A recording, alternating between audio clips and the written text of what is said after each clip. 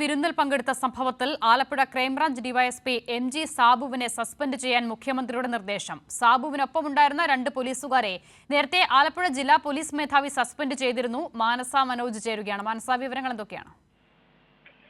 അസിത, ഈ മാസം 31-ന് വിരമിക്കാനിരിക്കെയാണ് DYSP MG സാബുവിനെ സസ്പെൻഡ് ചെയ്യാൻ മുഖ്യമന്ത്രിയുടെ നിർദ്ദേശം ഉണ്ടായിരിക്കുന്നത്.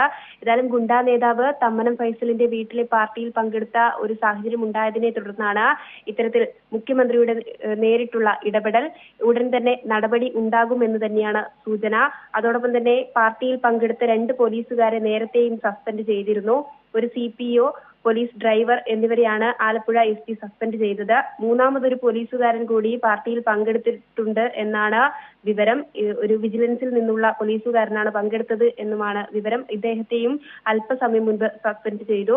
ഒപ്പം തന്നെ ഈ തമ്മനം ഫൈസലിന്റെ അങ്കമാലിയിലുള്ള ഈ വീട്ടിൽ നടന്ന പാർട്ടിയിൽ MG സാബുവും 3 പോലീസുകാരും പങ്കെടുത്തത് ഈ ഗുണ്ടകളെ അമർച്ച ചെയ്യാനുള്ള ഈ ഒരു റെയ്ഡിന്റെ ഭാഗമായി പോലീസുകാർ ഈ SP-യും സംഘവും ഫൈസലിന്റെ വീട്ടിലെത്തിയപ്പോഴാണ് DYSP-യെയും മറ്റ് പോലീസുകാരെയും കണ്ടത്. ഇതിന് ശേഷമാണ് ഇത്തരത്തിൽ ഒരു സാഹചര്യം ഉണ്ടായതും ഈ ഒരു ബന്ധം പുറത്തു വരുന്ന ഒരു സാഹചര്യവും ഉണ്ടായത്.